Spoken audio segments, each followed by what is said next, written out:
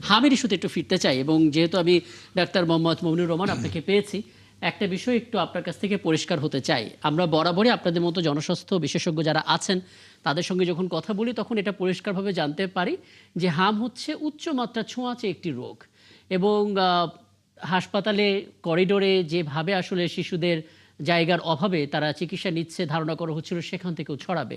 আর এখন ঈদ যাত্রায় মানুষ ঘরে ফিরছে, আপনি দেখেছেন বাস রেল যে পরিমাণ জনসমুদ্র এখন তৈরি হচ্ছে। আহ, কি দেখছেন আসলে? অনেকেই তো শঙ্কা করছেন যে ঈদের পরে আরো বেড়ে যেতে পারে। ঈদের পরে আহ, জি। বাড়বে আরো বাড়ার সম্ভাবনা তো দেখছি না, এই কারণে যে আমাদের তো আসলে 93% আপনার ভ্যাকসিন কাভারেজ হয়ে গিয়েছে। আমরা যে ভ্যাকসিন ক্যাম্পেইন করেছি তাতে 93% আমাদের কাভারেজ হয়ে জি। গিয়েছে। এখন আমরা রিমেইনিং বাড়ি বাড়ি সার্চ করে যারা বাকি আছে তাদেরকে ভ্যাকসিন দিচ্ছি। তো যখন ভ্যাকসিন কাভারেজ আপনার 95% হয়ে যাবে, জি। তখন আমাদের ইমিউনাইজেশন হয়ে যাবে পাবলিক বাচ্চাদের, তখন আস্তে আস্তে কমে আসবে। এটা এটা তো এটা আমরা ঈদ বলছি কমে যাত্রায় আসবে, কিন্তু আমি যখন আপনার সঙ্গে কথা বলছি তখনও আমার হাতে তথ্য 24 ঘন্টায় হাম এবং হাম উপসর্গে 17 শিশুর মৃত্যু। এই সপ্তাহের কথা বিবেচনা করলে 24শে মে 7 দিনে 64 জন, তার আগের সপ্তাহে 40 জন। আমরা কিন্তু টিকা দেওয়া শুরু করেছি 5 এপ্রিল। জি, 5 এপ্রিল আমরা শুরু করেছি, শেষ করেছি তো আমরা কিছুদিন আগেই, বেশি দিন হয় নাই। আর যে শিশুগুলো মারা যাচ্ছে এগুলো একটু কমপ্লিকেশনে মারা যাচ্ছে, এবং এই কমপ্লিকেশন গুলো তারা তো আগে থেকে হয়েছে, অনেকদিন ধরে হসপিটালাইজ ছিল, হসপিটালাইজ থাকার কারণে মৃত্যু শিশুগুলো হচ্ছে।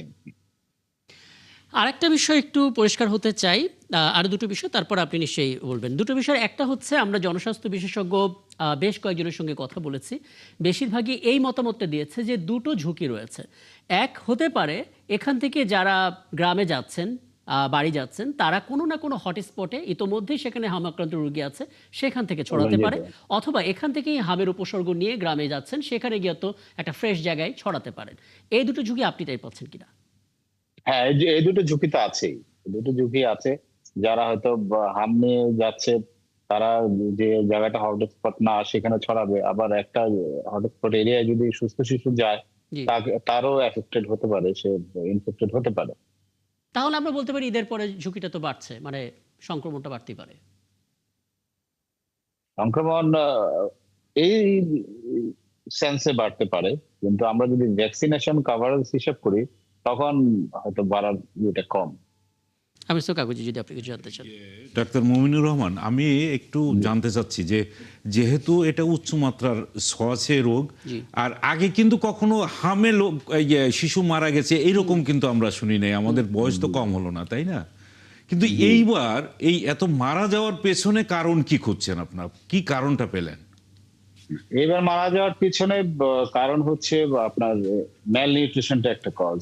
ম্যাল ম্যালনিউট্রিশন। নিউট্রিশন মেইন কজ, যেহেতু গত 4 বছরে ভিটামিন এ ক্যাম্পেইনটা হয়নি। ভিটামিন এটা কিন্তু ইমিউনিটির জন্য কাজ করে এগেইনস্ট মিজেলস। তো গত 4 বছর আপনার মিজেলস ক্যাম্পেইন হয়নি, ভিটামিন এ ক্যাপসুল ক্যাম্পেইন হয়নি, ডি1 ক্যাম্পেইন হয়নি। ডিওয়ার্মিংও একটা আপনার ইমিউনিটিতে খুব ভালো কাজ করে। তো এই ক্যাম্পেইন গুলা যেহেতু হয়নি 2023 সালের পর থেকে, তো সেজন্য আসলে বাচ্চাদের যে আপনার ইমিউনিটি কম ছিল, তারপরে ম্যাল নিউট্রিশন একটা ফ্যাক্টর ছিল। এই ফ্যাক্টর গুলোর কারণে আসলে কমপ্লিকেশন গুলো বেশি হচ্ছে। আচ্ছা, আচ্ছা, এখানে কিন্তু এখানে এইখানে এখানে হ্যাঁ। আমি একটু তাহলে মানে আপনারা এটা যখন যেহেতু বুঝতে পারলেন যে ম্যালনিউট্রিশন ওই এগুলো এবং আপনারা জানতেও পারলেন যে প্রায় 4 বছর ধরে কোনো রকম এই এই এই টিকা ক্যাম্পেইনগুলো হয়নি বা টিকা দেওয়া হচ্ছে না, জি, তাহলে তো মানে আপনার হসপিটালে এই এদের চিকিৎসার জন্যে সেরকম পর্যাপ্ত ব্যবস্থা কিন্তু মানুষ দেখতে পায় নাই। আপনি শুধুমাত্র সরকারি কেন, জি। আর বেসরকারি কোনো হসপিটালে তো এদের ভর্তিই করে নাই। ঢাকার তো বাইরের অবস্থা আরো এই খারাপ। যে এই সুপারভিশনটা করার ক্ষেত্রে আপনাদের নেগলিজেন্সি কোনো কিছু কাজ করছে কিনা একটু বলবেন তাহলে একটু। এটা আসলে আমাদের নেগলিজেন্সি কাজ করেনি। এগুলা আমরা তো অ্যাকচুয়ালি আমরা যখন এমনিতে তো আমরা জনস্বাস্থ্য ইনস্টিটিউটে ন্যাশনাল পোলিও মিজলস ল্যাব আছে। এই ল্যাবে আমরা সারা বছরই টেস্ট করি, স্যাম্পল গুলো সারা দেশ থেকে আসে। তা আমরা যখন জানুয়ারি ফেব্রুয়ারির দিকে দেখলাম যে আমাদের ল্যাব টেস্টের পজিটিভিটি রেট বেড়ে যাচ্ছে, তখন আমরা একটা WHO কে, ওয়ার্ল্ড হেলথ অর্গানাইজেশনকে আমরা চিঠি দেই যে আমাদের ল্যাবের টেস্ট সংখ্যা বাড়বে, কিট দিতে হবে, এবং এটা আমরা অধিদপ্তরকে জানাই যে আমাদের জি। ল্যাব টেস্টে পজিটিভিটি রেট বাড়ছে।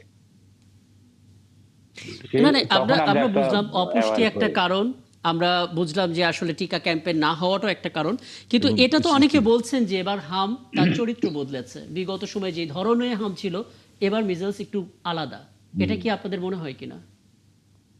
এবার কমপ্লিকেশনটা একটু বেশি হচ্ছে। এবার এই ধরনের কমপ্লিকেশন আসলে আগে হয়নি। এবার আপনার এই যে নিউমোনিয়া বেশি হচ্ছে, ডায়রিয়া, মেনিনজাইটিস, এইসব কমপ্লিকেশন গুলো বেশি হচ্ছে, এবং মারা তো যায় অ্যাকচুয়ালি কমপ্লিকেশনের কারণে। তো এটা বেশি হচ্ছে এবার। আমরা আমরা কিছুদিন বলতে আমরা প্রায় সপ্তাহ দুয়েক, 2 সপ্তাহ পুরোপুরি হবে না, প্রায় 2 সপ্তাহ আগে আমরা স্বাস্থ্য অধিদপ্তরের পক্ষ থেকে স্বাস্থ্যমন্ত্রীর দিক থেকে একটা স্পষ্ট বার্তা দেখেছি, আমরা সেটা নিয়ে আয়োজনও করেছি। তিনি বলেছিলেন যে প্রত্যেকটা হাসপাতালগুলোতে আলাদা করে ওয়ার্ড, আলাদা করে ব্যবস্থাপনা রাখার কথা। আইসোলেশনটা। হ্যাঁ, হাম কেন্দ্রিক আপনাদের মনিটরিং আছে বা নজরদারি বা কোনো খবর আছে জি আপনাদের জি, কাছে যে আমরা দেশের ঢাকার বাইরের চিত্রটা দেশের কেমন? দেশের সবকটি হাসপাতালে এখন আইসোলেশন ওয়ার্ড খোলা হয়েছে, এবং আইসোলেশন মেইন বাচ্চাগুলো মারা যায় অ্যাকচুয়ালি হচ্ছে আপনার আইসিইউ ফ্যাসিলিটির অভাবে। আমাদের বাচ্চাদের যে আইসিইউ ফ্যাসিলিটি, পিআইসিইউ বা এনআইসিইউ, এই ফ্যাসিলিটি গুলো আমাদের দেশে আসলে কম আছে, এটা আমাদের স্বীকার করতে হবে। জি, আমি নজরুল কাগজ মেইনলি আপনার কাছে, আইসিইউ হ্যাঁ, ফ্যাসিলিটি কমের কারণেই মারা যাচ্ছে। জি, কিন্তু একটা আমরা আইসোলেশন তো, ওয়ার্ড আমাদের আছে, সব হসপিটালেই আছে, এখন- উপজেলা, জেলা, সব লেভেলেই আছে। যে আপনি শুধু শিশু যে আইসিইউর কথা বলছেন, বড়দের ক্ষেত্রেও তো একই অবস্থা। আমাদের তো কোনো মানে জেলা লেভেলেও তো আমরা দেখি না যে কোনো আইসিইউ ওইভাবে কাজ করে, বা সেখান থেকে নিয়ে আসার ক্ষেত্রে যথেষ্ট মানে বেগ পেতে হয়। তা এখন এইটার ব্যাপারে আপনাদের মানে কনক্রিট কোনো প্রপোজাল আপনারা গভর্নমেন্টকে দিছেন কিনা, যে আমাদের এখন এটা আমাদের স্বাস্থ্য খাত আসলে ঢেলে সাজানোর সময় এসেছে কিনা? আপনারা কি মনে করেন যে উন্নত বিশ্ব বলবো না, কোথাও যে বিনা চিকিৎসায় মানুষ মারা যায় এরকম জায়গা কি পাওয়া যাবে বলেন? এটা তো একেবারে বলতে গেলে বিনা চিকিৎসায় মারা যাচ্ছে, আইসিইউর অভাবে মারা যাচ্ছে, ট্রিটমেন্টের অভাবে জি, মারা যাচ্ছে। ডাক্তার মমিনুর রহমান, জি। না, ট্রিটমেন্টের অভাবে মারা যাচ্ছে না, আইসিইউর ফ্যাসিলিটি আমাদের আসলে জনসংখ্যার তুলনায় কম। আমাদের অলরেডি প্রায় অলমোস্ট সবকটি জেলা হাসপাতালে আইসিইউ সেট আপ করা হয়েছে, এবং এগুলোতে আমাদের বিগত সরকারের আমলে একটা প্রজেক্ট ছিল, সেই প্রজেক্টের আন্ডারে আইসিইউ সেট আপ করা হয়েছে, কিন্তু ওই আইসিইউ গুলিতে আসলে জনবলের অভাবে তখন তারা চালু করতে পারেনি। আমাদের মাননীয় স্বাস্থ্যমন্ত্রী মহোদয় এখন এই ব্যাপারে অত্যন্ত কনসার্ন, এবং উনি এই আইসিইউ গুলি যাতে দ্রুত সবগুলো চালু হয় সেজন্য জনবল নিয়োগের জন্য উনি প্রক্রিয়া শুরু করেছেন, এবং এগুলার সংকট আশা করি আমরা কেটে যাবে, এবং আরো নতুন নতুন আইসিইউ সেট আপ করার জন্য আমাদের অধিদপ্তর থেকে, মন্ত্রণালয় থেকে অলরেডি কাজ শুরু কোনো হয়েছে। ডেডলাইন কি আছে যে কবে নাগাদ এগুলো হবে? এগুলোতে অ্যাকচুয়ালি ডেডলাইন দিয়ে তো বলা যায় না, এগুলো দ্রুত কাজ চলছে, এগুলো প্রসেসের মাধ্যমে হবে, মোটামুটি দ্রুতই হচ্ছে অন্যান্য বছর। আচ্ছা, আর প্রসেস গুরুত্ব বলতে তো দেওয়া হচ্ছে আপনাদের বেশি। টেন্ডার করা, তাই তো, বা কিছু প্ল্যান করা, এইগুলো এটা স্টার্ট হয়েছে কিনা? জি, প্রজেক্ট প্রপোজাল হবে, এটা পাস হবে এক প্ল্যানিং কমিশনে, তারপর আসবে আচ্ছা, এটা। আমি বিরতিতে যাব, project tendering 30 হবে, এই সেকেন্ড, process গুলো 30 সেকেন্ডে হচ্ছে খালি আর কি। একটা বিষয় একটু বলবেন, অনেকে এটা জানতে চাইছেন। যেহেতু স্বাস্থ্যমন্ত্রী বলেছেন প্রতিটা শিশুকে টিকার আওতায় আনার চেষ্টা করা হচ্ছে, টিকা কি সাফিসিয়েন্ট আছে আমাদের নাকি কোনো সংকট? না, টিকার কোনো সংকট নেই, আমাদের সাফিসিয়েন্ট টিকা আছে, এবং নেক্সট 6 মান্থস বা এরপরে 1 ইয়ার প্রসিডিওর গুলো শুরু হয়েছে, এবং এই টিকার প্রকিউরমেন্টের জন্য আমাদের সাফিসিয়েন্ট ফান্ডও রেডি আছে, এবং প্রকিউরমেন্ট প্রসেস চলছে। আচ্ছা, আমি বিরতিতে যাব, already তবে আমাদের হাতে তার তো আগে, আছেই। হ্যাঁ, তার আগে আমি কাগজে একটা প্রশ্ন আপনাকে করে রাখি, এসে আমি নিশ্চয়ই জানার চেষ্টা করব। সেটা হচ্ছে যে আমরা তো বলছি টিকা ক্যাম্পেইন হয়নি, কেন হয়নি, কাদের কারণে হয়নি, সেটা নিয়ে আসলে আলাদা করে তদন্ত করা বা বিচারের আওতায় আনা প্রয়োজনটা আপনি দেখেন কিনা। এবং ডাক্তার মোহাম্মদ মমিনুর রহমান, আপনাকে ধন্যবাদ আমাদেরকে সময়টা দেওয়ার জন্য। সামনে কোনো আয়োজনে নিশ্চয়ই আবার আপনাকে পাবো। আমাদের সঙ্গে ছিলেন জনস্বাস্থ্য ইনস্টিটিউটের পরিচালক ডাক্তার মোহাম্মদ মমিনুর রহমান।